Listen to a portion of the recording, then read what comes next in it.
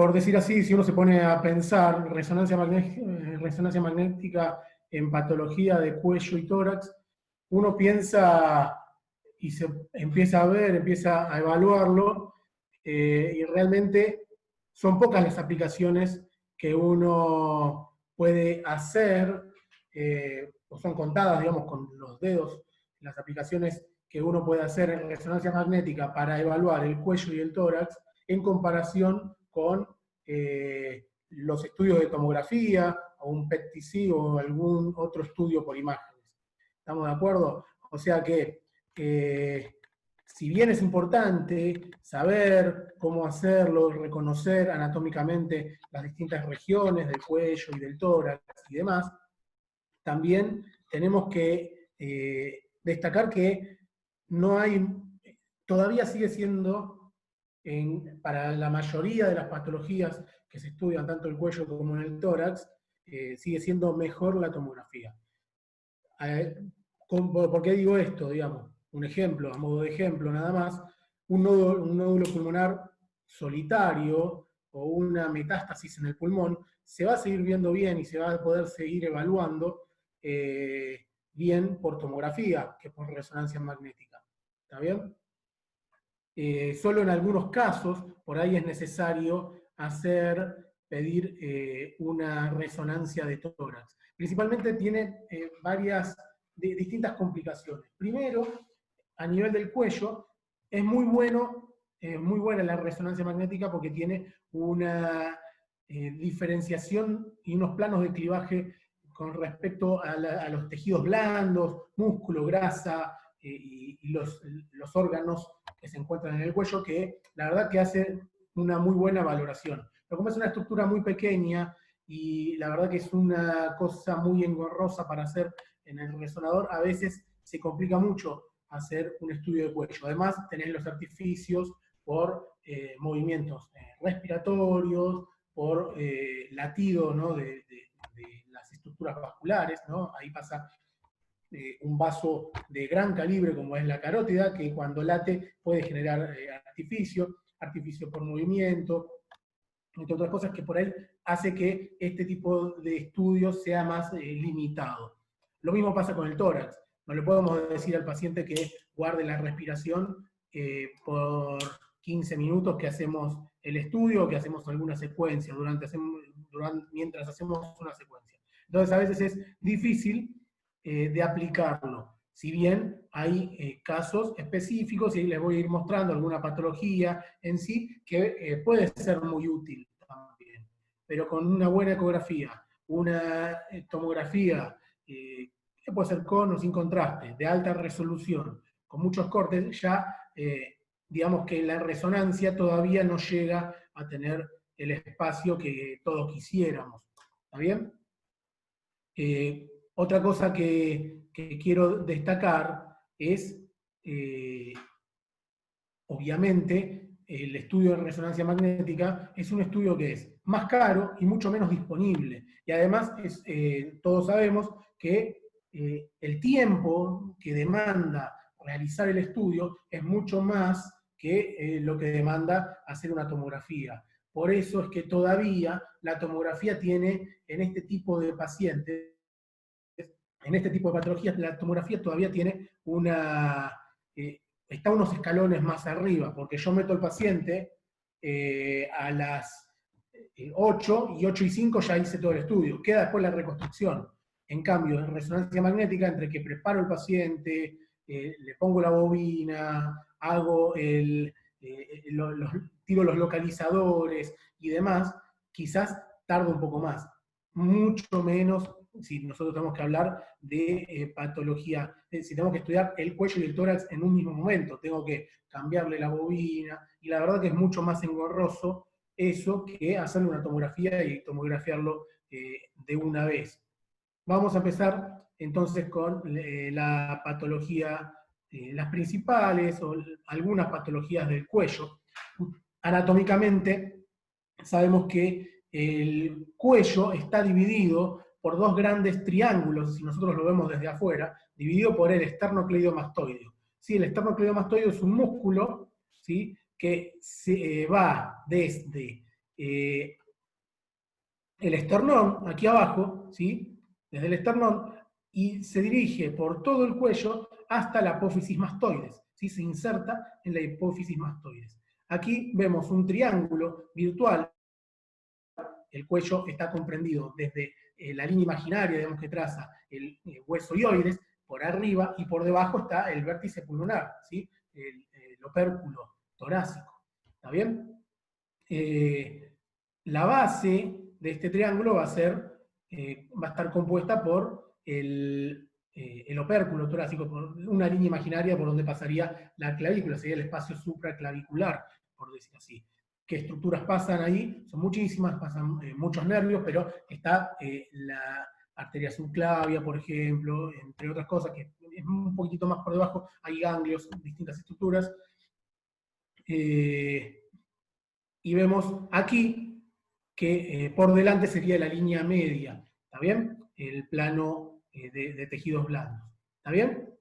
Entonces lo vamos a dividir en dos triángulos. El músculo esternocleidomastoideo lo divide en dos grandes triángulos, ¿sí? El anterior, que sería el visceral y el carotídeo, y el posterior, en donde está el plexo braquial y la cadena ganglionar. Esto es bueno saberlo anatómicamente, primero porque sabemos que en una región muy corta, como es el cuello, en comparación con el tórax, el abdomen o un miembro, es una región muy corta. En una región muy corta tenemos gran cantidad de estructuras vasculares, nerviosas, ganglios, también distintas glándulas, salivales, glándulas tiroides, paratiroides, entre otras cosas. Estructuras que forman parte de la vía aérea, estructuras que forman parte del sistema digestivo, ¿sí? Con lo cual es importante también conocer la anatomía para poder ir viendo cuáles son las principales patologías del cuello. Aquí vemos entonces, a modo ilustrativo, ¿sí? Tenemos en la imagen de la izquierda una foto de adelante, ¿sí? Desde adelante, donde se ven los dos músculos esternocleidomastoides, y vemos las distintas estructuras musculares, el trapecio, ¿sí? Entre otras cosas, todas estructuras musculares que se encargan del movimiento del cuello y el movimiento de la cabeza, sobre todo, ¿sí? El digástrico, el homoioideo, entre otras cosas, ¿sí? No nos vamos a meter en ese tema. En un corte axial vemos, o un esquema axial, vamos a ver el espacio visceral comprendido, digamos, por las glándulas tiroides, paratiroides, la tráquea y el esófago, ¿sí? El espacio carotídeo, en donde están los vasos, ¿sí? Que son la arteria carótida, que es la carótida primitiva, que luego se divide en carótida interna y externa. Tengan en cuenta que la interna en realidad va para afuera, va por externo, y la externa es interna. La verdad no sé por qué, porque después como que sale para afuera, pero en el momento que se bifurca, la interna es la externa, y la externa es la interna. ¿Sí? O sea, la que está del lado de adentro, es decir, de este lado, sería la externa, y la que está del lado de afuera sería la interna. Después, por un tema de distribución y hacia dónde va cada una, termina siendo el nombre de externa porque la externa es más corta y termina irrigando todas las estructuras de los músculos de la masticación, estructuras de la cara, ojo y esas cosas, mientras que la interna va directamente al polígono de Willis, que está en el sistema nervioso central, ¿sí? Y después están las estructuras venosas, que es la vena yugular profunda, en este caso. Después está la superficial, que cuando se unen forman todas, ¿no? Digamos, va a terminar desembocando todo en la vena cava superior. Así que lo vamos a ver seguramente después en la parte del tórax, ¿sí? Tenemos el espacio perivertebral. Digamos, en el espacio perivertebral, las principales patologías vamos a tener que mencionar no solamente las patologías degenerativas de la columna cervical y demás, sino que también distintas lesiones pueden haber en los nervios que salen de esos orificios vertebrales, pudiendo generar también problemas neurológicos bastante graves, ¿sí? con respecto a la fascia, a las distintas fascias que pueden haber, tenemos la fascia superficial, que es el tejido celular subcutáneo, ¿sí? Que rodea al cuello. El tejido celular subcutáneo es, como bien dice el nombre, es el tejido que está por debajo de la dermis, de la epidermis, dermis, y está compuesto mayormente por grasa, pero también en esa fascia superficial tenemos los músculos, vasos sanguíneos, nervios y ganglios superficiales. En la la fascia profunda tiene 3 capas, que es la superficial, la media o pretraquial y la profunda o prevertebral. ¿Está bien? Con respecto al espacio faringeo, en realidad espacio mucoso, la faringe, ¿sí? Como bien lo conocemos, tiene que tener en cuenta que es un órgano que es mixto, o sea, forma parte de 2 sistemas. Forma parte del sistema respiratorio y del sistema digestivo. ¿Estamos de acuerdo? Está compuesto por la orofaringe y la nasofaringe, y también está compuesto por la laringofaringe. Es un órgano que lo que hace es comunicar, por decir así, el sistema respiratorio y el sistema digestivo. A través de la nasofaringe ingresa el aire que respiramos, digamos, gracias a la respiración nasal que vamos teniendo, y a través de la orofaringe,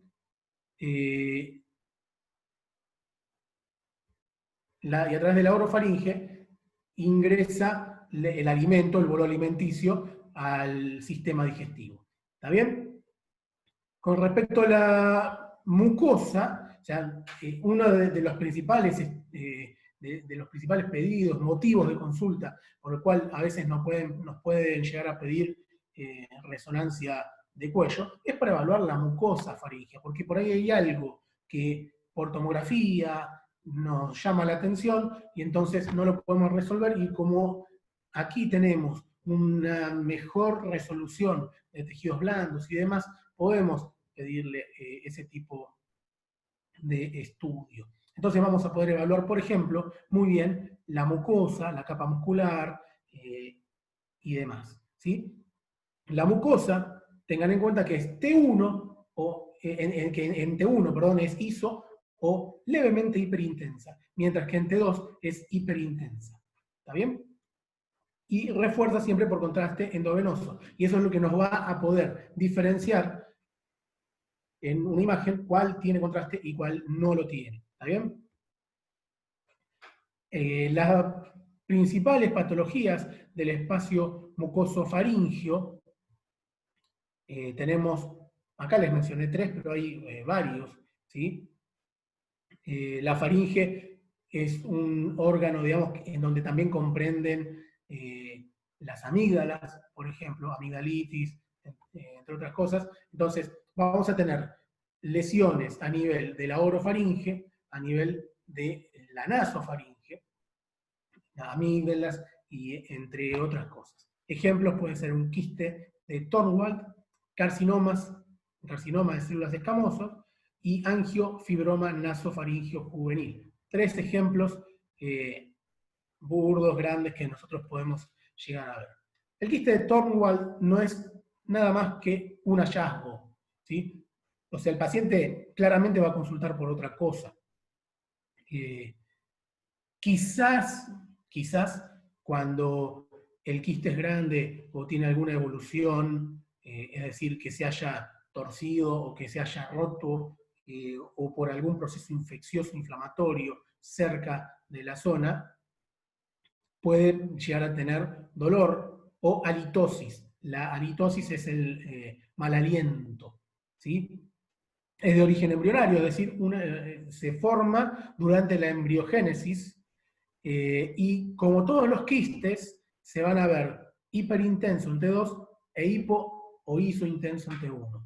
¿Sí? Es una imagen, una lesión quística que se encuentra en la faringe. En este caso, la orofaringe es medial, digamos, es bien central, y nada, el tratamiento puede ser quirúrgico, ¿sí?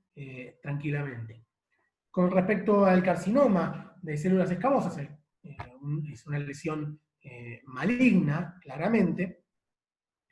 Está compuesto puede estar compuesto como una masa de tejido blando, como bien dice aquí, ¿sí? Es decir, un tejido blando, estamos hablando de partes blandas, una masa compuesta por estructuras de partes blandas, o sea, no es líquida, por decir así, es una lesión sólida, heterogénea, puede presentarse como una masa, como bien sucede aquí, que es bastante clarito, pero también puede manifestarse como un pólipo o como una lesión infiltrante. Con respecto a los pólipos, aquí hay algo que nosotros tenemos que destacar, sobre todo. ¿Por qué? Porque todo pólipo que se ve en cualquier parte del cuerpo, ya sea en un pólipo en la faringe, un pólipo en el intestino o en la vesícula, debe estudiarse. ¿Sí? Todos los pólipos deben estudiarse, también los del endometrio, por ejemplo. Todo pólipo tiene que ser estudiado, ¿por qué? Porque tiene una tendencia. No quiere decir que, a ver, para que no nos asustemos, no asustemos a los familiares, ni tampoco nos asustemos nosotros, que por ahí, no, me vieron un pólipo, ¿qué voy a hacer? Tiene una tendencia, el pólipo, por su alta celularidad, por su alto contenido y por su alta irrigación, ¿sí? Y por su comportamiento y por la evidencia que hay en los estudios, tiene una tendencia el pólipo a malignizar. No quiere decir que un pólipo es maligno, y no quiere decir que todos los pólipos que encontremos o que nos hallen en nuestras vidas van a ser malignos. Simplemente hay que estudiarlos. ¿Cómo se estudian? Hay que sacarlos, lamentablemente hay que extraerlos, es decir, cada vez que, cuando nos hacemos una videocolonoscopía, o una videoendoscopía alta, o algo por el estilo, o en este caso una rinoscopía, y nos ven un pólipo, hay que extraerlo, ¿sí? Asegurarnos de que que hemos sacado bien el pólipo y se manda a analizar. ¿Está bien? Esto no nos asegura nada, es decir, es tratamiento, es diagnóstico y tratamiento juntos, ¿no? Porque uno se hace una rinoscopía, según pólipo se extrae y listo, se hizo el tratamiento, pero hay que seguir estudiándolo porque pueden crecer otros pólipos más adelante. Y esos pólipos, de acuerdo a cómo se comporten, pueden llegar a ser malignos y desarrollar este tipo de cáncer, ¿sí? Este tipo de carcinoma de células escamosas. El pólipo que con mayor frecuencia va a generar, va a desarrollar una lesión maligna, es el pólipo que tiene una base de implantación ancha, ¿sí? No son esos pólipos pediculados que tienen un hilito, un pedículo chiquitito por donde se implantan a la mucosa. No, cuando se implantan a la mucosa son generalmente anchos, vegetantes, no son tan sésiles, porque cuando son sésiles y pediculados son de fácil diagnóstico, de fácil extracción y seguramente son benignos. Ahora, cuando la base de implantación de ese pólipo es una gran porción de esa mucosa y son más bien verrugosos y no tan sésiles, ahí está el problema. Eso puede que sea una lesión más bien infiltrante, ¿sí? Y seguramente está infiltrando capas musculares más profundas e incluso la serosa y las estructuras adyacentes de la grasa, ¿sí? Precozmente, este tipo de cáncer, por ejemplo, va a invadir la grasa del tejido adyacente, ¿sí? Que acá algo estamos viendo, si lo vemos. ¿Qué vemos acá? Vemos un corte axial, ¿sí? A la altura de la orofaringe, ¿sí? Porque aquí vemos algo del paladar, puede ser rino, casi oro, ¿sí? El cabum vendría a ser por aquí, y vemos una luz de la faringe que está disminuida, está colapsada y desplazada hacia la derecha. ¿A expensas de qué? A expensas de una imagen infiltrante, heterogénea, que cuando se pasa el contraste seguramente va a tener un realce bastante patológico, y que está infiltrando las estructuras adyacentes acá. Esta es la imagen, hasta aquí llega, y acá ya está empezando a alterar la grasa un poquitito. Y si dejamos que crezca, esto va a irse más hacia afuera, hacia el tejido celular subcutáneo, e incluso puede afectar las estructuras vasculares, ¿sí? Y nerviosas. Entonces, tenemos que ser rápidos en el diagnóstico de este tipo de pacientes para poder llegar a un tratamiento adecuado. ¿Cómo se va a ver? Generalmente isointensa en T1 e hiperintensa en secuencias T2. ¿Sí? Con respecto al angiofibroma nasofaríngeo juvenil, esta es una lesión que normalmente es benigna, pero que, como vemos aquí en las imágenes, puede llegar a tamaños tan grandes que pueden destruir por completo las estructuras óseas que están por ahí, las celdas etmoidales, el tabique nasal, incluso si ven aquí el piso de la órbita, la pared interna de la órbita puede estar afectado también, y se puede meter como una especie de invasión hacia la cavidad craneal. Pero eso sí lleva tamaños grandes, ¿sí? Generalmente no llegamos a esto, ¿sí? Hay que tener una falta de cuidado del paciente muy grande y un error en el diagnóstico para llegar a esto. Pero vienen pacientes así. Quizás los pacientes anteriores, las dos patologías anteriores que dije, puede consultar el paciente por un dolor al tragar, ¿sí? O una halitosis, como le dije, un mal aliento, que es totalmente insostenible. Este paciente va a tener otra sintomatología. Como está ubicado a nivel de la nasofaringe, va a tener insuficiencia respiratoria, ¿sí? O insuficiencia ventilatoria. El paciente no va a poder respirar bien por la nariz, respira generalmente por la boca, ¿sí? Que esa es otra de las funciones que tiene la faringe. Al tener naso y orofaringe, cuando se nos tapa la nariz, nosotros podemos respirar por la boca, ¿sí? Y cuando comemos y masticamos, tenemos la boca llena de alimento, podemos respirar por la nariz y no nos vamos a morir de insuficiencia respiratoria, no vamos a tener cianosis ni nada, sigue entrando aire gracias a la función de la faringe. ¿Estamos? En este caso, volviendo al caso del angiofibroma nasofaríngeo juvenil, estos pacientes normalmente, aparte de tener, estos cuando son grandes las lesiones, insuficiencia ventilatoria, en este caso, por ejemplo, puede tener una cefalea intensa, ¿sí?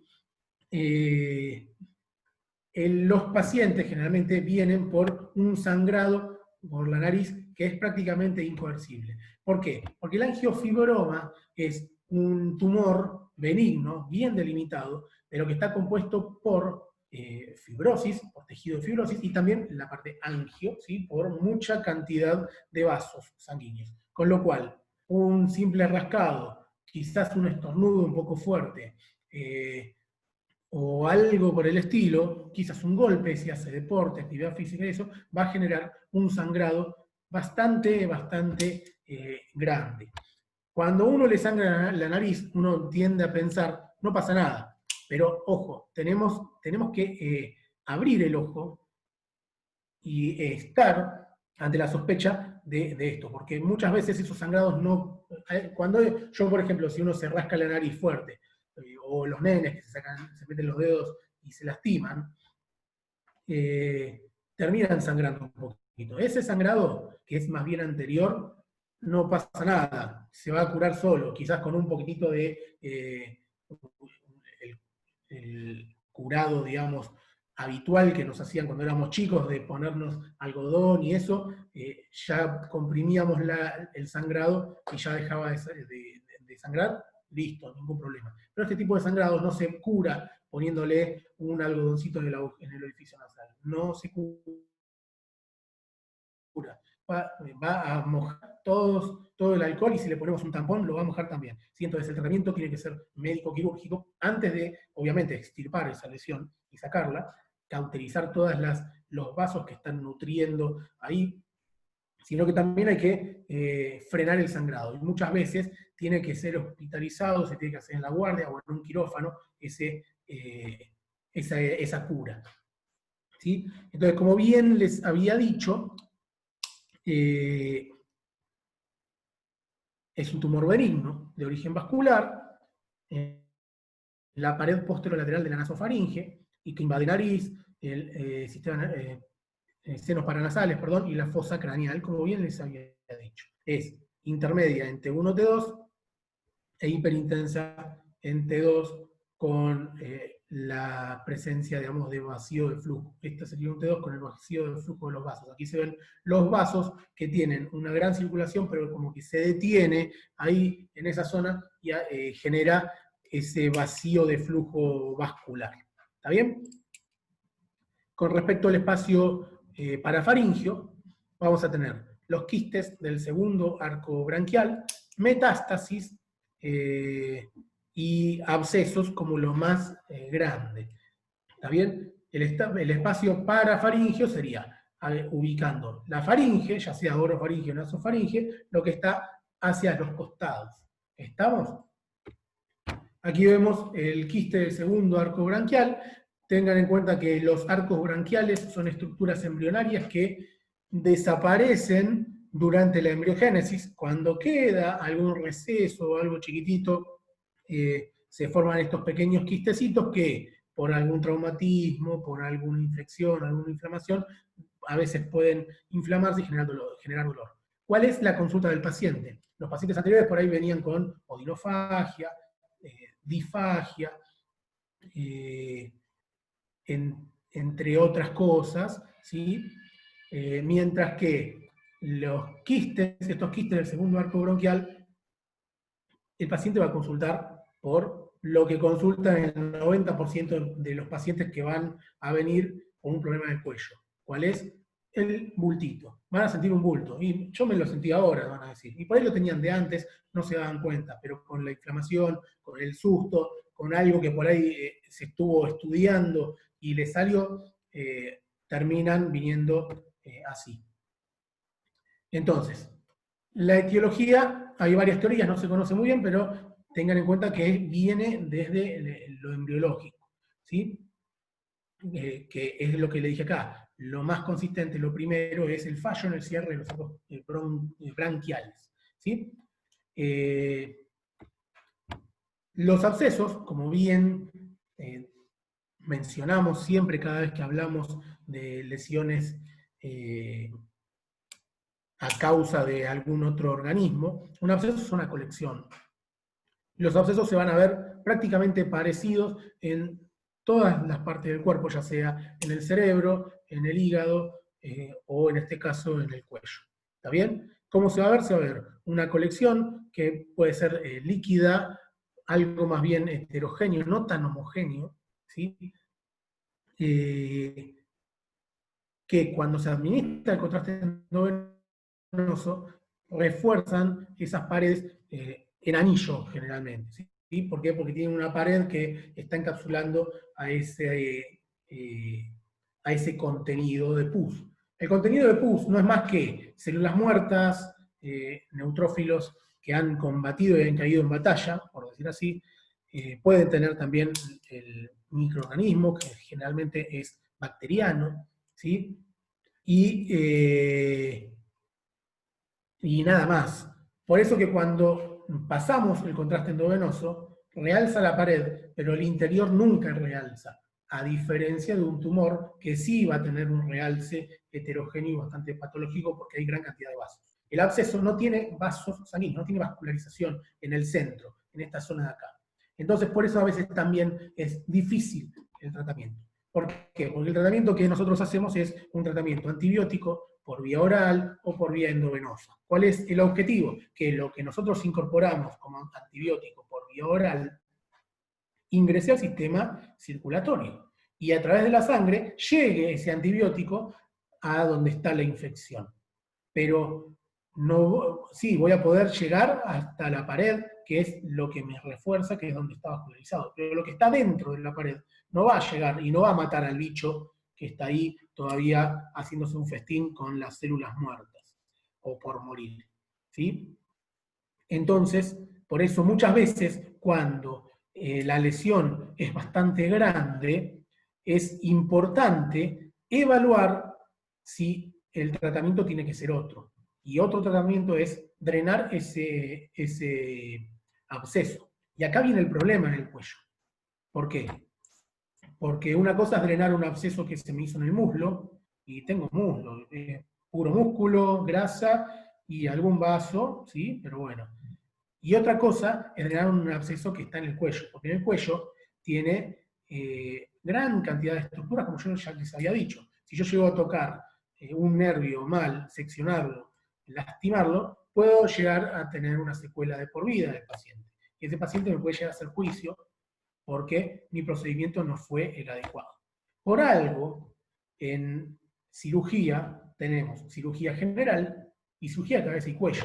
O sea, hay una persona que luego de hacer la residencia de cirugía se especializa en cabeza y cuello y vive de operar a todas las personas de cabeza y cuello. O sea, de esta porción. Y el resto se hace lo otro. Por ahí está el cirujano de tórax y el cirujano general que opera las apendicitis, cáncer de colon y demás. ¿Sí? Pero está el especialista de cabeza y cuello. O sea, solamente opera esta parte. Después está el neurocirujano, que es el que opera todos los tumores del sistema nervioso central. ¿Está bien? El otro espacio que habíamos dicho es el espacio retrofaringeo. ¿Sí? Es decir, por detrás de la faringe, que es lo que con más frecuencia, bueno, abscesos, ¿sí? También, linfomas y metástasis de ganglios. ¿Está bien? El linfoma, como bien dice la definición, es un cáncer de la linfa, ¿sí? Del sistema linfático. Esto genera, primero, una mayor circulación del tejido linfático, de células linfáticas que van ahí. Las células linfáticas que están, por ejemplo, son los ganglios, van a aumentar de tamaño debido al tejido neoplásico. Generalmente, pacientes con linfomas son pacientes que tienen adenomegalias, es decir, ganglios aumentados de tamaño por casi todo el cuerpo. Vamos a tener adenomegalias retroperitoneales, en el mediastino, en la axila, en el cuello laterocervical y quizás también en el espacio visceral, ¿sí? Retrofaringios, entre otras cosas. Puede generar también aumento del tamaño del vaso y de la amígdala, con lo cual muchas veces pueden ser candidatos a la cirugía de eso. Cuando se forma entonces en el espacio retrofaringeo, vemos aquí esta M que marca acá como masa, o este asterisco también, son ganglios aumentados de tamaño. La diferencia entre, digamos, cuando nombramos adenomegalias de adenopatías, es que la adenomegalia es simplemente un ganglio aumentado de tamaño, pero que conserva su estructura y su anatomía. La estructura y la anatomía es que tiene que tener una corteza y una médula, ¿sí?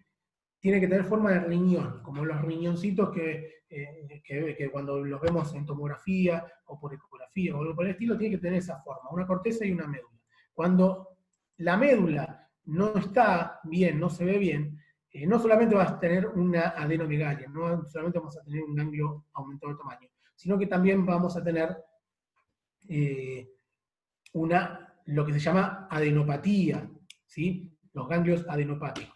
Causas pueden ser muchísimas. El linfoma puede ser uno, puede ser un secundarismo de algún tumor, pero también puede haber infecciones. Y la única forma de hacer el diagnóstico de que este ganglio está aumentado por el tumor es a través de una punción. Punzar el ganglio, sacarle el material o sacarle el ganglio y analizarlo, ¿sí? Obviamente que si yo veo un paciente que tiene un cáncer de laringe y veo ganglios, voy a pensar que los ganglios son por ese cáncer, primero, ¿no? Pero obviamente que pudo haber pasado que tuvo una infección, un absceso o algo por el estilo, y que lo está controlando y esos ganglios están aumentados de tamaño por el absceso, la infección o por lo que sea.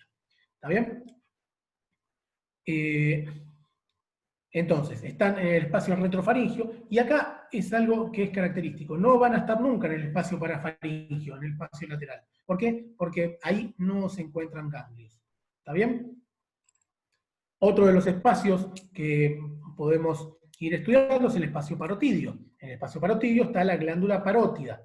La glándula parótida tiene una función de glándula salival, ¿sí? A través de un conducto, que es el conducto de Stenone, que a nivel, digamos, de las molares o premolares superiores, desemboca ese conducto y libera saliva cuando nosotros estamos en el proceso de masticación.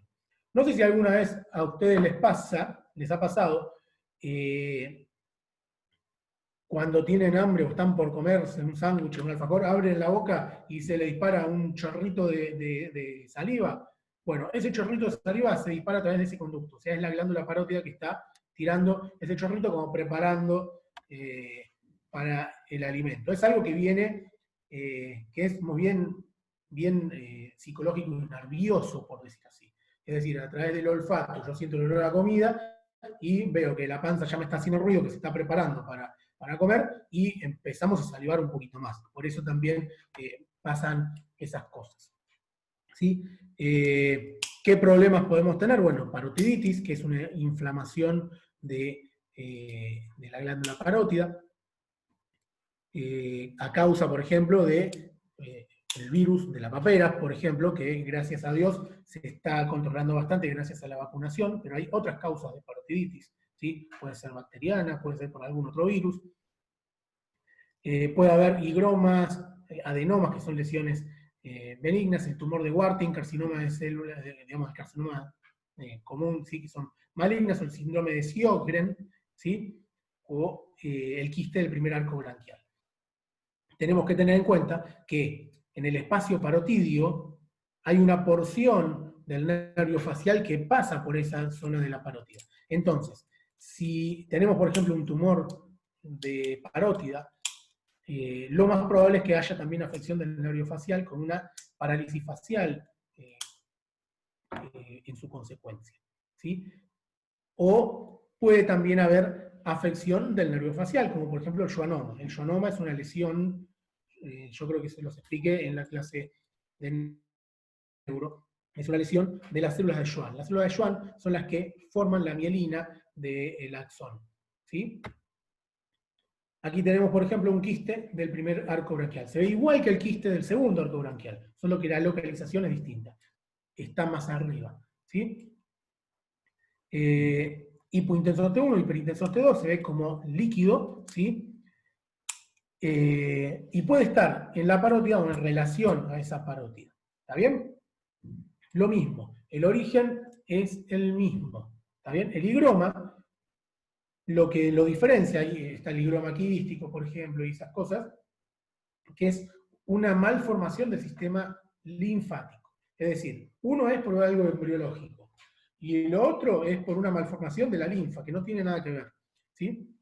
Entonces hay falta del drenaje venoso, y en este caso, el quiste es más bien multilobulado, es decir, tiene varios lóbulos, como ven acá, tiene otro tipo de comportamiento, es más heterogéneo, tiene paredes como si fuera tabicado multilobulado, ¿sí? No es tan homogéneo como el quiste del arco branquial.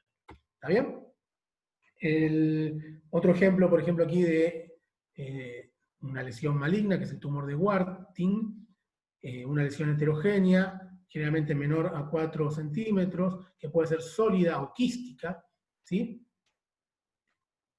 Y un cáncer de parótida ya un poco más definido. Fíjense, la glándula parótida, acá, del lado derecho, totalmente heterogénea, aumentada de tamaño, pérdida de los bordes, una lesión heterogénea expansiva que erosiona, puede estar empezando a erosionar el hueso, que cambia también la intensidad de señal en las partes blandas, en la región pterigoidea de los maceteros, entre otras cosas, ¿sí? Y también invade el tejido celular subcutáneo. Entonces, estamos hablando de que esto ya es más una lesión primaria, un cáncer, un carcinoma de parótida. En este caso hay que sacar toda la glándula parótida y mandar a analizar y rezar que no haya invadido en grandes magnitudes. Otra de las cosas que también podemos tener en la parótida es la litiasis, ¿sí? Pero no la mencioné acá porque la verdad que el calcio, el lito generalmente está hecho por calcio, el calcio no se ve muy bien con resonancia magnética, siempre se ve con una ausencia de señal, un vacío en la señal, hipointensa en todas las secuencias. La verdad que es muy difícil de ver, es mejor la tomografía que detecta muy bien el calcio. La litiasis se da porque la parótida muchas veces puede producir ese lito, el lito se traba en alguno de los conductos, que pueden ser unos canalículos inferiores o en el conducto de Stenone, y eso va a generar una inflamación de la glándula parótida bastante grande y un dolor bastante importante que es de brusco comienzo, es agudo, no es como el cáncer de parótida que es, si yo sentía un bultito y después de 3 meses viene con una bola así de grande ya todo infiltrado. ¿Sí? Esa es la gran diferencia entre una cosa y otra. Y el tratamiento muchas veces es tratar de primero extraer el lito, pero también hacerle, así como el tratamiento de los cólicos renales es decirle al paciente que tome agua para que filtre en el riñón y que vaya moviendo ese lito y pueda expulsarlo, también a veces el tratamiento es dar comidas, por ejemplo, ácidas, darle jugo de limón para que la glándula salival se estimule un poco más y pueda liberar más saliva para poder ir expulsando el lito que estaba ahí formándose. ¿Sí? Otro de los espacios es el espacio masticador. Tiene más que nada contenido muscular, el macetero, el temporal, pterigoideo, la rama ascendente de la mandíbula. ¿Sí? Las lesiones más frecuentes son el hemangioma, el sarcoma de Ewing, en niños sobre todo, el quiste del primer arco branquial. ¿Sí? Un hemangioma es como bien dice el nombre, es una lesión benigna formada por primordialmente vasos sanguíneos, muy sangrante, lesión benigna, borde circunscripto, pero que la verdad, por el tamaño que puede llegar a tener a nivel de la cara, en este caso es en el tejido celular subcutáneo, ¿sí? Por el tamaño que puede llegar a tener, es importante quizás evaluar algún tratamiento. Tengan en cuenta, no sé si ustedes han visto alguna vez o conocen a alguna persona o algo, hay una enfermedad que se llama síndrome de Sturge-Weber, ¿sí? Es un síndrome en donde el paciente tiene afecciones en el sistema nervioso central, lesiones subependimarias, nódulos que se encuentran por ahí, pero además se asocia a una deformidad de la cara. Son esas personas, esos chicos que vieron que tienen una cabeza muy grande y el labio generalmente como que se le cae, y asociado a un hemangioma. Hay obviamente distintos grados de presentación clínica de ese paciente. Esto que estoy diciendo es el más grave, por decir así, ¿no? Una afección neurológica, una afección, el hemangioma grande en la cara y una deformidad bastante importante, que el mismo hemangioma genera esa deformidad. Tengan en cuenta que son pacientes que tienen esas lesiones que son medio rojo-violáceas por la gran vascularización de ese hemangioma. ¿Sí? Después hay otras lesiones, o sea, otras presentaciones clínicas de esa misma patología que son mucho más leves. ¿Sí? El sarcoma de Ewing es un tumor maligno que se ubica a nivel del hueso o del tejido blando, pero que, es decir, generalmente desde el hueso invade las estructuras de partes blandas. Es más frecuente en pelvis, en fémur y en costillas, pero también puede estar en la mandíbula, ¿sí? En la rama ascendente del mandibular. Generalmente son niños los que lo sufren, pero también pueden haber adultos que sufran este tipo de enfermedad, y obviamente el pronóstico va a depender del tamaño y las estructuras vecinas que han afectado. Para continuar, tenemos aquí el espacio visceral, ¿sí? El espacio visceral compuesto, bueno, sacando todo lo que era la faringe, vamos a tener la laringe, el esófago, tráquea, tiroides, paratiroides y los distintos remanentes embriológicos, como por ejemplo el quiste tirogloso y el quiste de tercer arco branquial. ¿Sí? Aquí vemos las distintas patologías que pueden llegar a haber en las distintas estructuras que vamos a evaluar. Laringocele es una deformidad de la laringe. La laringe es el órgano de la vía respiratoria que nos permite la fonación. Es decir, en la laringe se encuentran las cuerdas vocales verdaderas, que son las que al vibrar permiten que nosotros podamos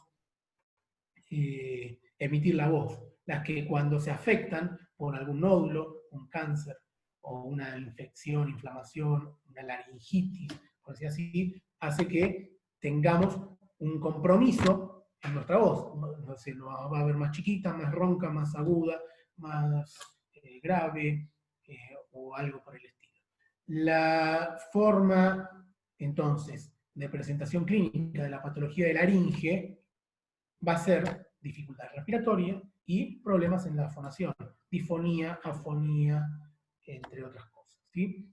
El laringocele es una lesión, vemos aquí, una deformidad de la laringe a causa de, como por decir así, un divertículo. No es un divertículo, ¿sí? No digan que yo les dije que es un divertículo, es una protrusión de parte de esa mucosa hacia afuera, ¿sí? De la laringe. Bueno, con respecto al espacio carotídeo, obviamente, para ir terminando con el tema de la laringe, después vamos a ir viendo también cosas de la tiroides, entre otras cosas, del esófago, si no me equivoco. Pero con respecto a la laringe también, las lesiones tumorales se van a ver muy parecidas a, por ejemplo, el carcinoma de la faringe, ¿sí? Lesiones sólidas, expansivas, que disminuyen el calibre de la luz, de la vía aérea, entre otras cosas, ¿sí? Acá vemos el espacio carotídeo, el contenido, perdón, es la carótida, la yugular interna, el vago, el plexo simpático, ¿sí? Los ganglios linfáticos y remanentes embriológicos. Acá vemos un claro ejemplo de un schwannoma del espacio carotídeo. Schwannoma, yo les había dicho que era una lesión de células nerviosas, del relleno de las células nerviosas, de la célula que reviste el axón.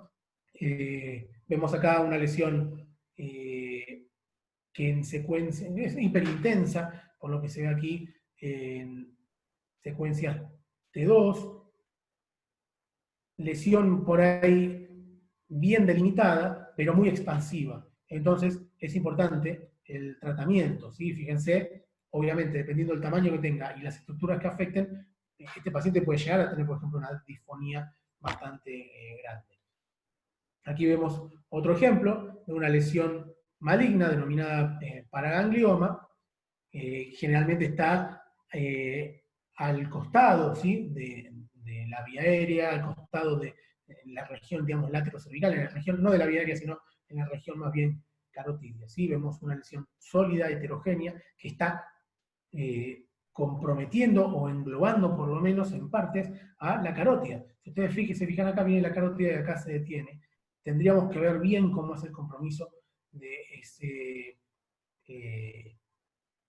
esa estructura vascular. ¿Sí? Después está el espacio cervical posterior, donde tenemos las vértebras, la arteria vertebral, distintos músculos, y el plexo braquial, con las principales patologías. ¿Sí? Una osteomelitis, metástasis, una trombosis o disección, si hablamos de una arteria, entre otras cosas. Esto es otra de las cosas de la zona visceral, ¿sí? Del espacio visceral, el esófago. ¿Sí? El esófago, que es un órgano digestivo, permite el paso del bolo alimenticio desde la faringe hasta el estómago. ¿Sí? Tienen que tener en cuenta que tiene una luz y tiene una mucosa y muscular. La muscular es la que permite atravesar, la que permite hacer pasar el bolo alimenticio a lo largo de todo ese esófago.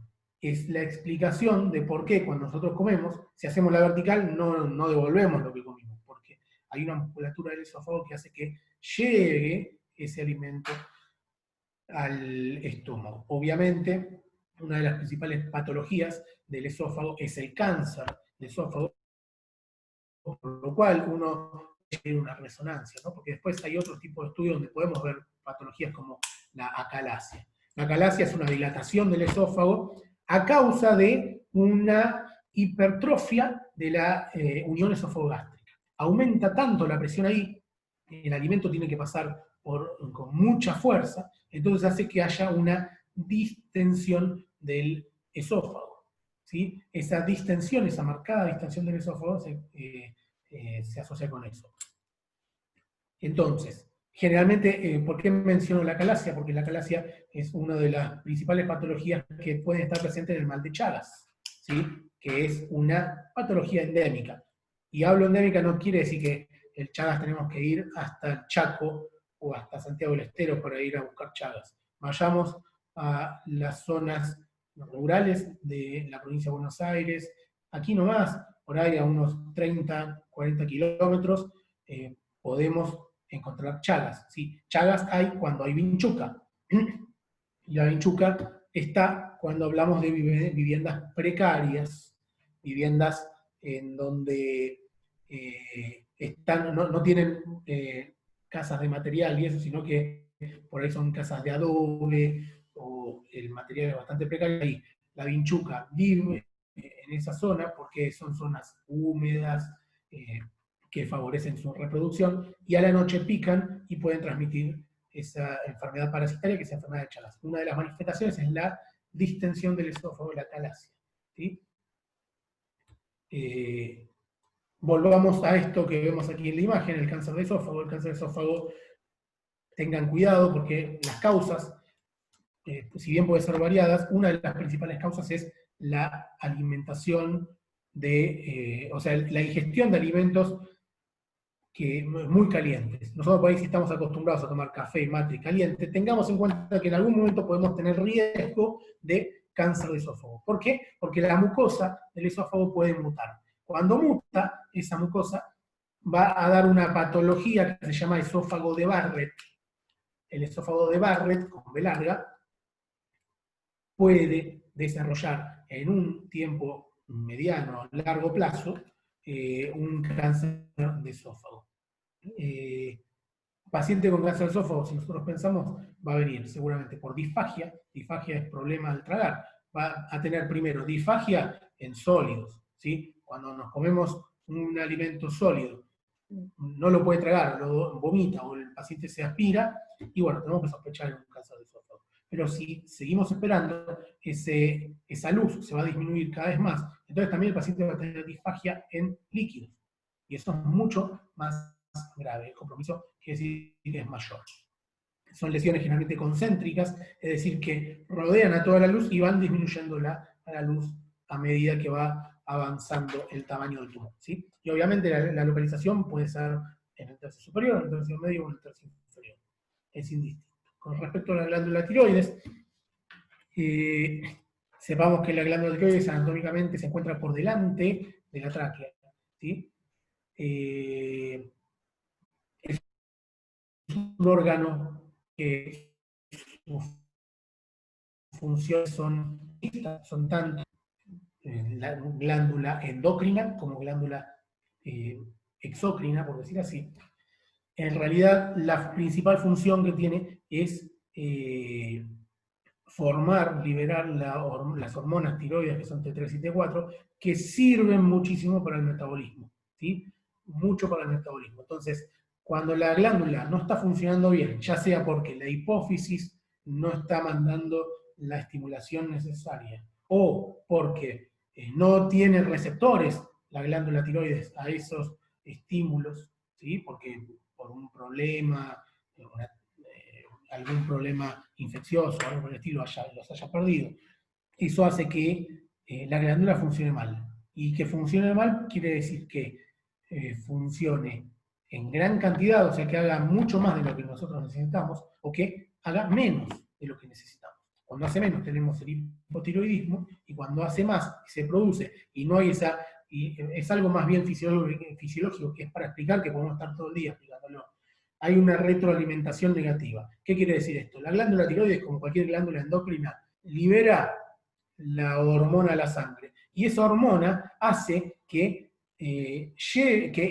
inhiba la estimulación de la hipófisis. ¿Se entiende? O sea, la hipófisis libera la hormona que estimula a la tiroides, ¿sí? La TSH, que estimula la tiroides. La TSH estimula la tiroides y la tiroides produce T3 y T4. Y la T3 y T4 va por la sangre y llega a la hipófisis, y cuando esa sangre rica en T3 y T4 le dice, mira, ya estamos bien, la hipófisis deja de producir, o sea, hace como una retroalimentación negativa. ¿Sí? Cuando eso no sucede, hay algo en ese ciclo que está funcionando mal. O la hipófisis no da la cantidad necesaria de TSH, o la tiroides no produce la cantidad necesaria de T3 y T4, o quizás la tiroides está produciendo la cantidad necesaria de T3 y T4, pero no se puede producir la inhibición. Entonces, por un motivo u otro, vamos a tener, en algunos casos, disminución de la concentración de T3 y T4 en sangre, y en otros casos aumento de la concentración de T3 y T4 en sangre. De todos modos, eso se tiene que diagnosticar a través de un laboratorio. Yo siempre cuando veo a los pacientes que vienen a hacer estudios, tanto por tomografía, resonancia, o por ecografía, siempre les digo, la glándula tiroides por ahí está bien, no quiere decir que esté funcionando mal. ¿Sí? Quiere decir que está bien, que no hay quiste, que no hay tumor, que no hay lesión sólida, no hay nódulo, no hay calcificación, y el tamaño está normal. ¿Sí? Ahora, si funciona bien o mal, tenés que hacerte un laboratorio. ¿Sí? Las principales patologías de la glándula tiroides, el bocio multinodular, el nódulo tiroideo, el cáncer de tiroides y la metástasis. Acá no hablamos de hiper o hipotiroidismo, porque no es lo nuestro. Nosotros vamos a ver si hay una imagen rara, fea, linda, o como quiera, en la glándula. Eso puede generar una alteración en la función de la tiroides. Y aquí vemos un claro ejemplo, un bocio multinodular. Una glándula tiroides que funciona mal, que al funcionar mal aumenta de tamaño para aumentar también su capacidad de receptores. Entonces, al aumentar de tamaño, genera esta patología que se llama bocio, ¿sí? Que es un aumento del tamaño de la glándula tiroides. Y ese bocio se llama multinodular porque cuando nosotros lo hacemos por ecografía o vemos por resonancia magnética, en este caso, vamos a ver gran cantidad de nódulos. La característica de esto es que la glándula tiroides puede tener tamaños tan grandes que incluso pueden introducirse hacia el vértice del tórax, ¿sí? Hacia el opérculo torácico. Entonces ahí estamos hablando de un bocio endotorácico, ¿sí? Aquí un gran ejemplo de esto. Son lesiones generalmente benignas, se solucionan cuando obviamente no es tan grande, ¿no? Se solucionan con tratamiento adecuado, ya sea un inhibidor de las hormonas o un estimulador, o directamente la hormona, porque la glándula no está formando la hormona necesaria, pero cuando tienen tamaños grandes, tienen que tener en cuenta que puede comprimir la vía aérea. Y si comprime la vía aérea, estamos hablando de una urgencia, con lo cual es importante operarlo lo antes posible para descomprimir esa vía aérea y después, bueno, con la glándula tiroides se mandará a estudiar y el paciente seguirá con las hormonas por fuera, ¿no? Las T3 y T4 que toman la mayoría. Vamos a ir avanzando un poquito porque si no, no vamos a llegar. Con respecto a lo último, digamos, que se está utilizando, en realidad esta es una de las principales aplicaciones en resonancia magnética para estudiar el cuello, que es la angioresonancia. ¿Sí? Obviamente también está la parte de la columna cervical, ¿sí? Y el sistema nervioso central que se evalúa ahí. La angioresonancia tiene una ventaja que es bastante importante, que es que no siempre es necesario administrar contraste endovenoso a los pacientes que requieran este tipo de estudio. Con lo cual, si un paciente es alérgico al yodo y no podemos aplicarle el contraste endovenoso, y además tiene insuficiencia renal, con lo cual no podemos aplicarle el contraste endovenoso por gadolinio, ¿sí? que se utiliza en resonancia magnética, podemos hacerle a través de un protocolo que se utiliza, podemos hacerle una angioresonancia sin el contraste, pero obviamente la calidad de imagen no va a ser la misma. La desventaja que vamos a tener en esta angioresonancia es que no detectan calcificaciones. Eso va a ser mejor la tomografía. ¿Está bien? Aquí vemos un ejemplo, una angioresonancia. A la izquierda vemos el polígono de Willis, ¿sí? Y acá lo que estamos estudiando ahora, que es el cuello, los vasos del cuello. La carótida primitiva, esta es la carótida primitiva, se bifurca en la carótida externa e interna. Acá vemos, por ejemplo, el callado aórtico, ¿sí? La subclavia, de este lado, este es el tronco brachiocefálico, subclavia del lado izquierdo, del lado derecho, perdón, y aquí está la otra carótida. ¿Estamos? Importante ver, por ejemplo, áreas de estenosis, aneurismas, alteraciones en el calibre, que son justamente las estenosis y aneurismas, y básicamente eso. ¿Sí? Vamos ahora con el tórax. Si me dan 2 minutos, que voy a buscar un poquito de agua, 2 minutitos y ya continuamos. ¿Sí? Son y 10 y 12, seguimos. ¿Sí? 2 minutos.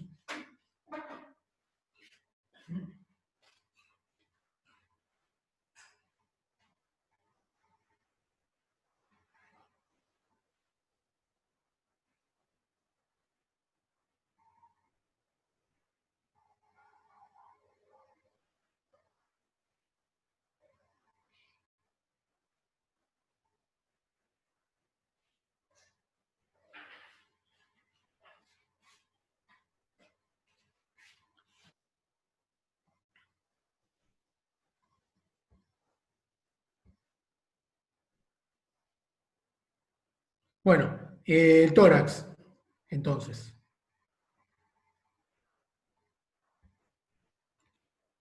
La resonancia magnética del tórax, entonces, también tiene muy pocas aplicaciones. ¿Sí? ¿Por qué les digo? Porque si yo quiero estudiar un cáncer de pulmón, no lo voy a estudiar con resonancia magnética. Quizás, si yo quiero ver algún compromiso óseo, porque para lo óseo, la verdad está bueno ver la resonancia magnética, porque si bien la corteza no la veo, porque se ve siempre oscura, siempre hipointensa, podemos ver distintas alteraciones en la intensidad de señal en la médula, en el cartílago y eso. Entonces, quizás para un criterio de extensión, para ver una lesión de partes blandas o algo por el estilo, sí puede servir. Es muy eficaz también para el estudio del mediastino, corazón y grandes vasos, ¿sí? Como les había explicado, la pared torácica y el diafragma, y para el estudio de la pleura. Con respecto al mediastino, que es, o sea, dentro de lo que es el tórax, básicamente eso, ¿sí?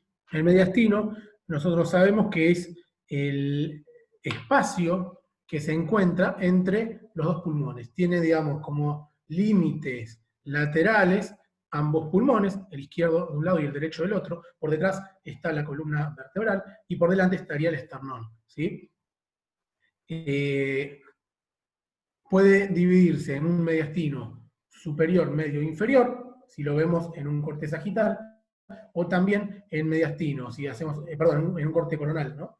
Si lo hacemos en un corte sagital, lo podemos dividir en anterior, medio y posterior. Y de acuerdo a esa ubicación, nosotros podemos ir viendo qué estructuras tiene. Por ejemplo, aquí, en el mediastino anterior, que va por delante de los vasos, ¿sí? Está el timo. El timo es una glándula que en realidad tiene muchísima importancia en cuanto a las defensas eh, digamos, del sistema inmunitario del niño, sobre todo, que después se va a ir reemplazando de tejido graso, ¿sí?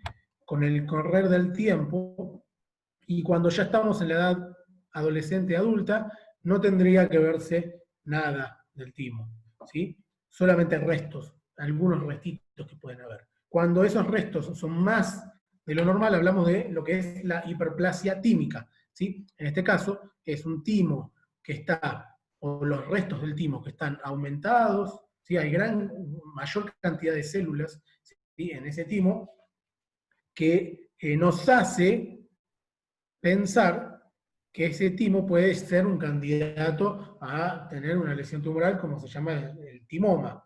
¿Estamos de acuerdo? Cuando toma tamaños más significativos. ¿Está bien? Son lesiones generalmente benignas, pero que cuando llegan a un tamaño, como hay estructuras vasculares por ahí cerca, es importante tener en cuenta ese estudio. Esto me parece que se me mezcló, porque esto tenía que estar antes. Esta diapositiva tenía que estar antes. ¿Sí? El motivo de estudio de la resonancia del tórax es más que nada para ver las estructuras del mediastino, ¿sí? Para ver la angioresonancia, por ejemplo, de aorta torácica, de vasos supraórticos, una resonancia del mediastino, ¿sí? Cardioresonancia y después de lo que sería de arterias y venas pulmonares para detectar algún tromboembolismo pulmonar. ¿Estamos? Acá tenemos un ejemplo de una angioresonancia de una aorta torácica.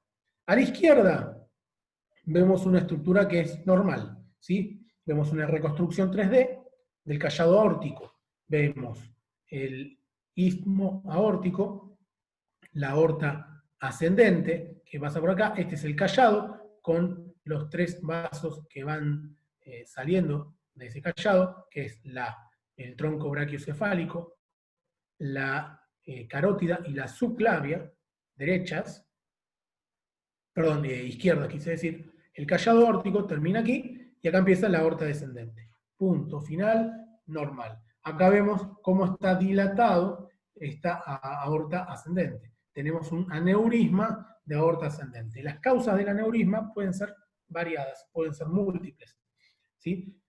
Pero nosotros tenemos que conocer que una de las causas bastante frecuentes es, por ejemplo, la hipertensión arterial.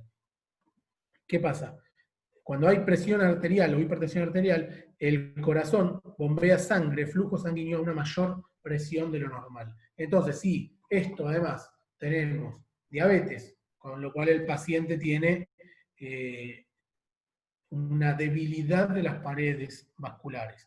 Puede tener también alguna malformación congénita como el síndrome de Marfan, que también se asocia a eso. Esto hace que la misma presión de la sangre haga que el calibre del vaso sanguíneo, en este caso la aorta ascendente, vaya aumentando. Al ir aumentando, genera distintas afecciones.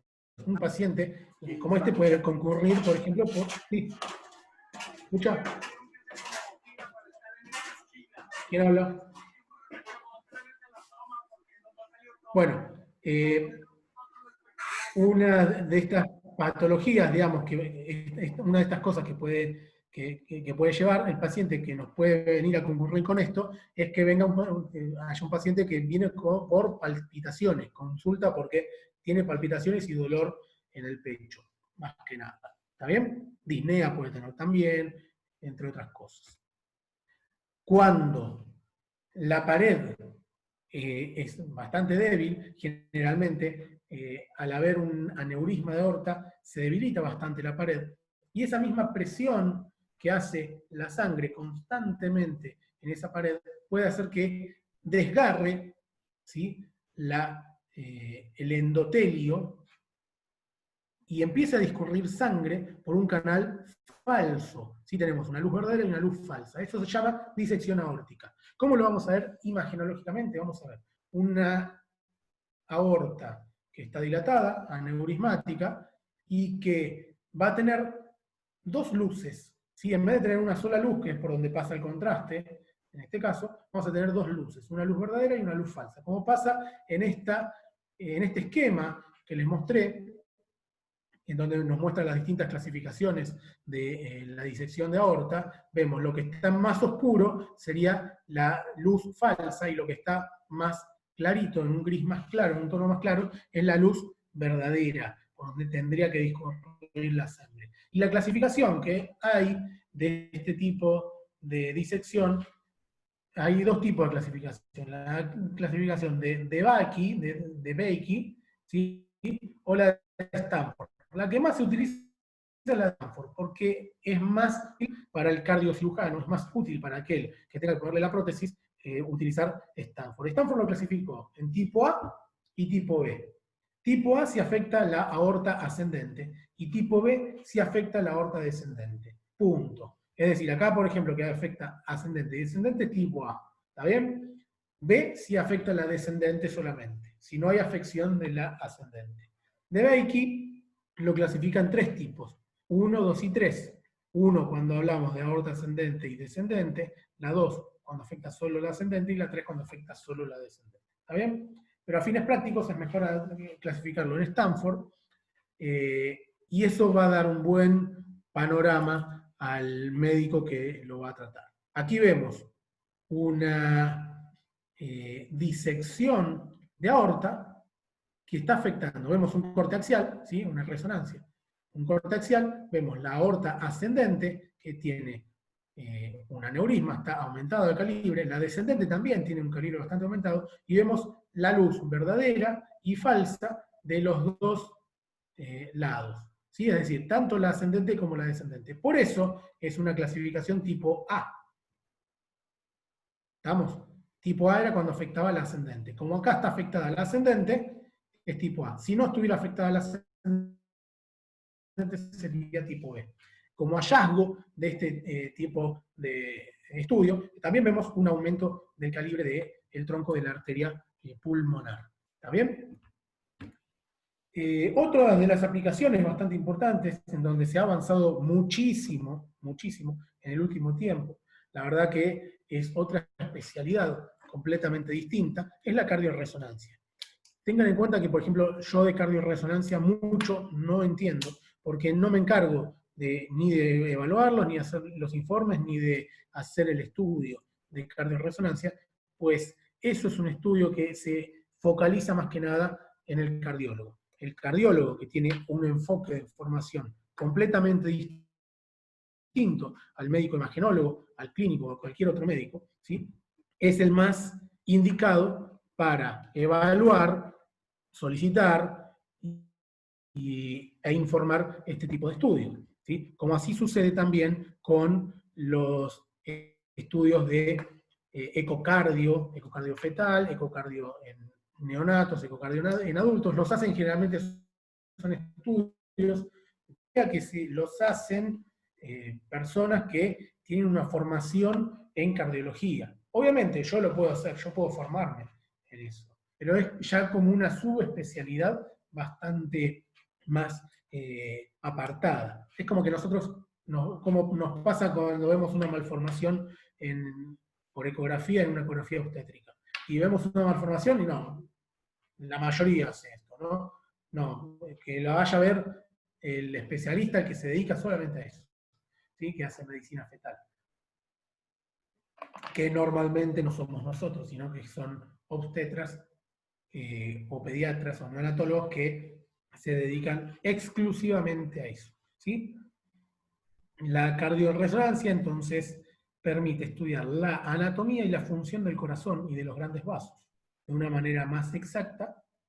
Tiene una gran utilidad clínica, gracias a las secuencias anatómicas, funcionales y las secuencias de flujo.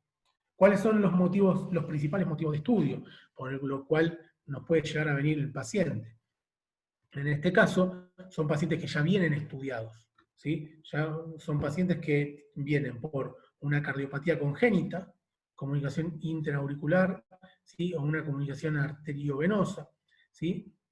Perdón, arteriovenosa no, aurículo-ventricular, ¿sí? Que son pacientes que por ahí que están en la panza de la madre, desde el embarazo, ya le han detectado algo, o por ahí se lo detectaron una vez que nacieron, le escucharon algún soplo, generalmente vienen por eso, ¿no? Las patologías más leves, las malformaciones, las cardiopatías congénitas más leves, son las que vienen con casi ninguna sintomatología. El paciente anda bien, ¿sí? Los niños vienen con un soplito funcional, bueno, el cardiólogo o el pediatra le escucha algo que por ahí en la ocultación le parece raro y le manda un estudio y por ahí llega con alguna patología leve. Las más graves van a llevar una disnea, cianosis e incluso la muerte si no se trata de manera adecuada.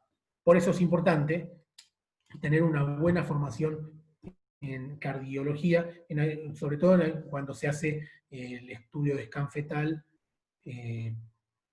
cuando se hace la ecografía obstétrica, o también cuando se solicita el ecocardio fetal. Yo creo que todos, o la mayoría de las embarazadas, deberían realizarse ecocardio fetal para ver si hay alguna patología que se haya pasado por alto durante los otros estudios, ¿sí? También sirve para evaluar patología isquémica, patología vascular o valvular, o sea, de los vasos, o de las válvulas, ¿sí? Y también para ver la patología tumoral. ¿Cómo se hace? Generalmente se hacen estudios ortogonales, ¿sí? Con secuencias rápidas, como la HASTE, ¿sí? Se hace rápido debido a la frecuencia cardíaca. Nosotros tenemos que tener en cuenta que hay, en condiciones normales y de reposo, el corazón puede latir 80 veces en un minuto. Entonces tenemos que utilizar secuencias rápidas para evitar ese artefacto por movimiento y por latidos. ¿Sí? Si el corazón está taquicárdico, nos va a dar muchos artificios, entonces va a ser muy dificultoso. ¿Sí? Tenemos que hacer el estudio cuando el paciente está tranquilo, está casi como una bradicardia, diría yo. Obviamente estos estudios permiten estudiar el tórax en toda su extensión, y también podemos evaluar la patología cardíaca y la repercusión en el pulmón. Permiten realizar un análisis segmentario del corazón, reconocer cardiopatías congénitas, como ya habíamos dicho. ¿Sí? Aquí vemos una secuencia ortogonal, un corte sagital, en donde podemos evaluar aquí el ventrículo derecho, el infundíbulo, el tronco de la arteria pulmonar, o sea, la arteria pulmonar sale del ventrículo derecho, la aurícula izquierda del ventrículo izquierdo. Y aquí está la aorta descendente. ¿Está bien? En un corte axial, el de la derecha y el de la izquierda es un corte coronal. Aquí podemos ver bien cómo están bien delimitados ambos ventrículos, ventrículo izquierdo, ventrículo derecho. La aurícula izquierda siempre es posterior a la aurícula derecha. Vemos que también es importante para diagnosticar el eje, ¿no? Esto es un eje normal del corazón, bien apuntando hacia la izquierda, la aorta descendente. Acá tenemos la vena cava superior, ¿sí? El tronco de la arteria pulmonar, la aorta, ¿sí? Aurícula izquierda, aurícula derecha y ventrículo izquierdo. ¿Está bien? Acá vamos un poquitito con la patología del corazón. Tenemos la hipertrofia del ventrículo izquierdo, ¿sí? La musculatura del ventrículo izquierdo tendría que ser un poco más delgada. Y esto sucede en pacientes generalmente que son hipertensos. ¿Sí? Pacientes que son hipertensos tienen una hipertrofia del ventrículo izquierdo. Esto, cuando nosotros le hacemos la placa de tórax, la vemos, vamos a ver una cardiomegalia, un aumento del índice cardiotorácico. ¿Qué quiere decir esto? Que el diámetro que hay en el corazón, el índice corazón, va a entrar en un pulmón un poquitito más, sobrepasa la línea media. ¿Sí? Es decir, si nosotros medimos de aquí hasta aquí, hacemos una línea y esa línea la trasladamos hasta el pulmón, por decir así, va a pasar la línea media. Eso quiere decir que el corazón está aumentado. En este caso está aumentado debido al ventrículo izquierdo, la hipertrofia del ventrículo izquierdo, que generalmente sucede en pacientes con hipertensión sistémica, ¿sí? Muchas veces también es idiopática, pero también puede ser que ese corazón tenga que hacer más fuerza para que salga la sangre. Por ejemplo, una estenosis aórtica.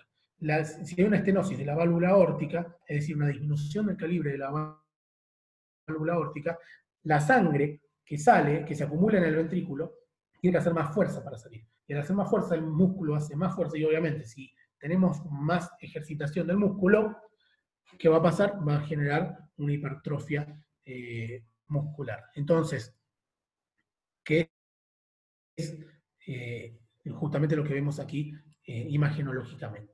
¿Está bien?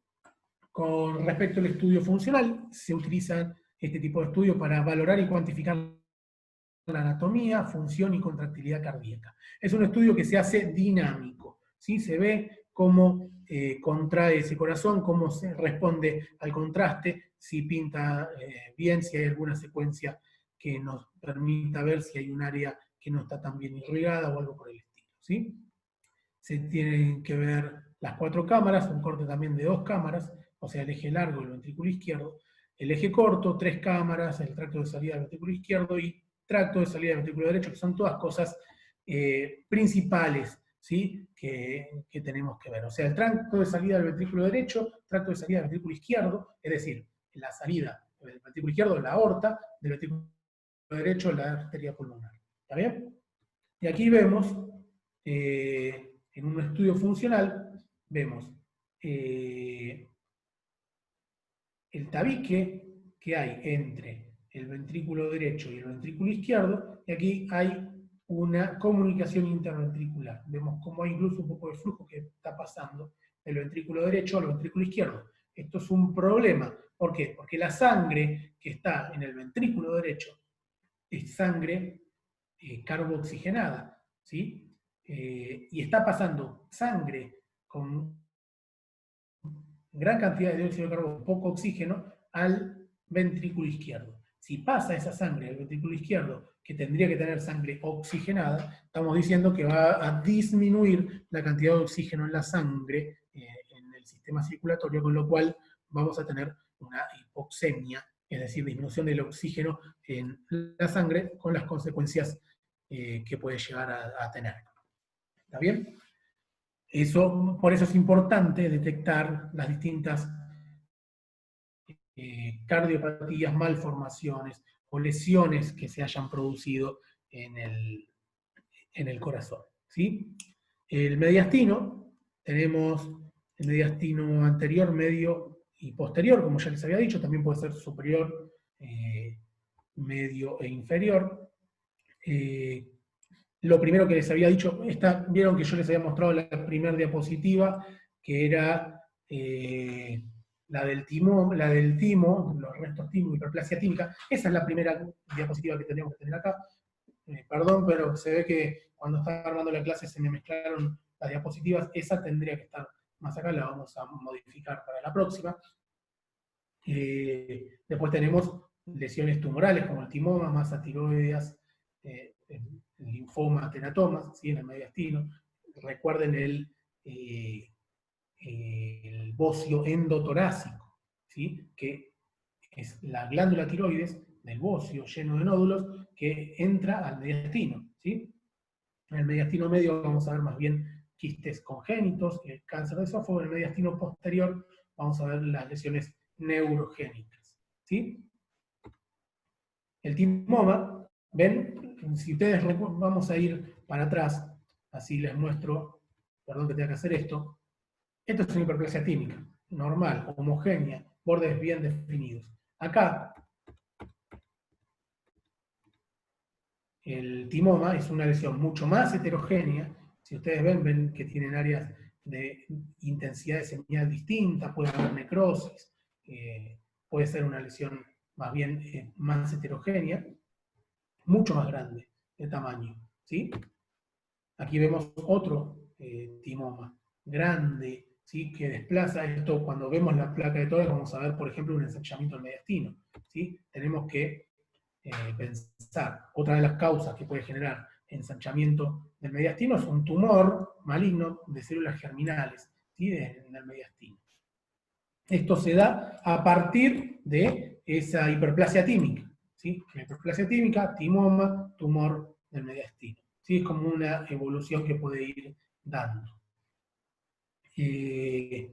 Aquí vemos otro ejemplo de un paciente, un claro ejemplo de, por ejemplo, de la patología pleural. ¿Sí?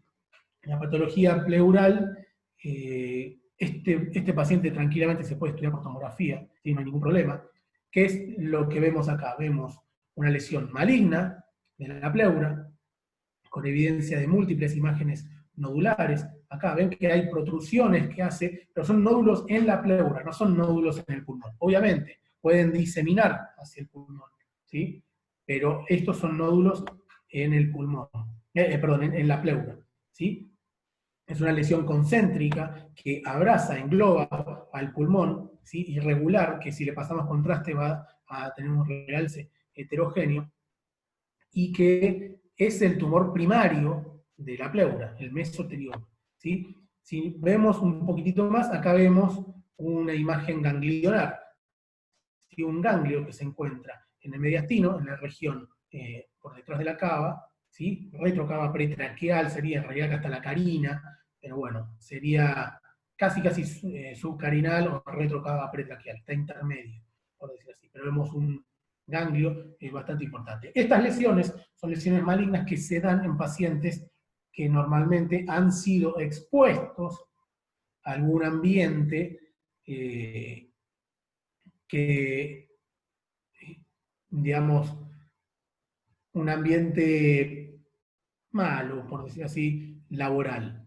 ¿Qué quiere decir esto? Son pacientes que generalmente han trabajado en lugares cerrados, hacinados, por ejemplo, los que trabajan en minas de carbón, los que trabajan con mucho polvillo y no reciben el cuidado necesario, ¿sí? Los que trabajan en la construcción, ¿sí? Por el ladrillo, el polvo del ladrillo que ellos respiran, eso lo respiran constantemente, están respirándolo hasta que terminan desarrollando este tipo de patologías. ¿Qué es lo que esperamos tener clínicamente a este tipo de pacientes? Bueno, el paciente va a venir seguramente con una dificultad respiratoria, una disnea, dolor de tipo pleural, ¿sí? Y bueno, el pronóstico puede variar de acuerdo a cómo lo vemos. Generalmente ya están bastante avanzados, tiene una capacidad pulmonar, como pueden ver, que va a disminuir bastante. El paciente no va a poder respirar de la misma manera de la que respira cualquier persona que no tiene esta patología, ¿sí? Pero reitero, esto tranquilamente se puede ver con una tomografía. Quizás la explicación de esto es que quieran ver algo más, el médico quiera ver algo más. Les reitero, la resonancia en tórax, más que algo cardíaco, un angio o algo así, más que eso no se suele pedir mucho más. ¿Sí? Primero porque es un costo mucho menor el de la tomografía, y todo esto que les estoy explicando acá lo podemos ver bien en un tomógrafo. ¿Sí? Lo mismo pasa aquí, con las metástasis pulmonares. Obviamente, este paciente no se hizo el estudio para ver las metástasis pulmonares, sino que se hizo otro tipo de estudio que no da al caso que les muestre, ¿sí? Tenía una ictericia, ¿sí? O sea, un aumento, digamos, una pigmentación amarilla de la piel. Cuando hablamos de ictericia estamos hablando de una patología de la vía biliar. Se hace la tomografía revela un aumento del calibre de las vías biliares, ¿sí? Intrahepáticas, no tanto la extrahepática, y en la topografía de la vesícula se veía una vesícula que parecía dentro todo bien, con múltiples litos en su interior, pero había una infiltración de esa vesícula. Ese paciente tenía un cáncer de vesícula que infiltró en la adyacencia del hígado y que estaba generando una dilatación de la vía biliar.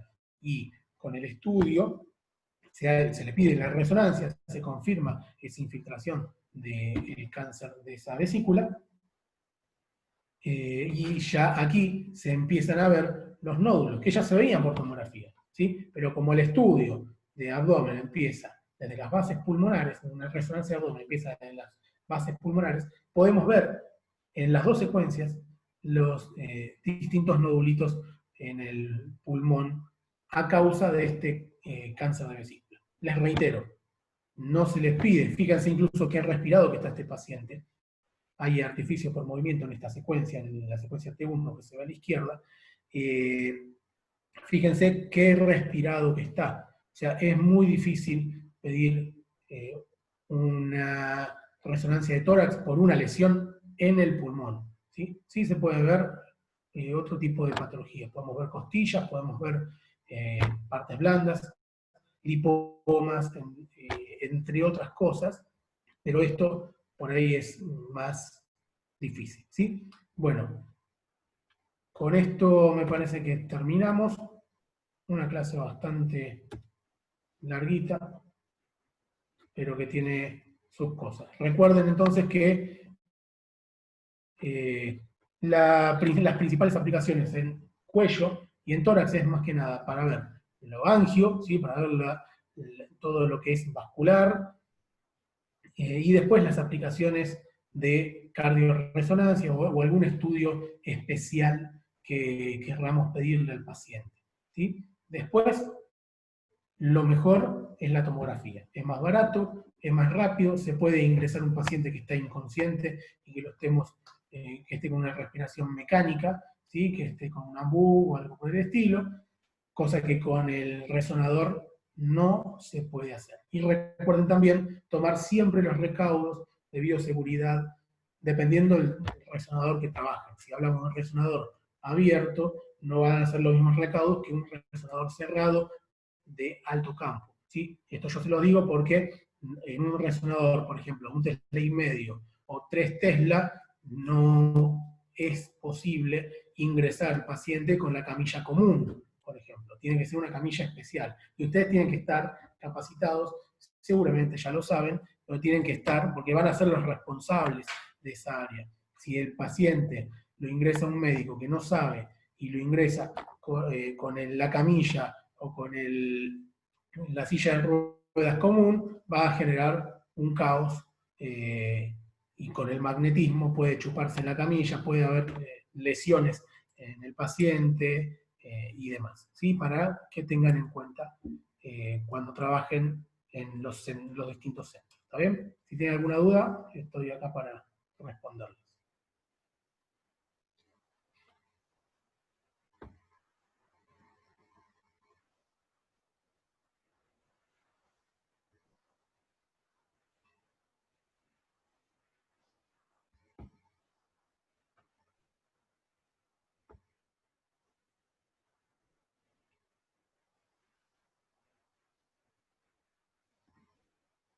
Bueno, nos vemos la próxima.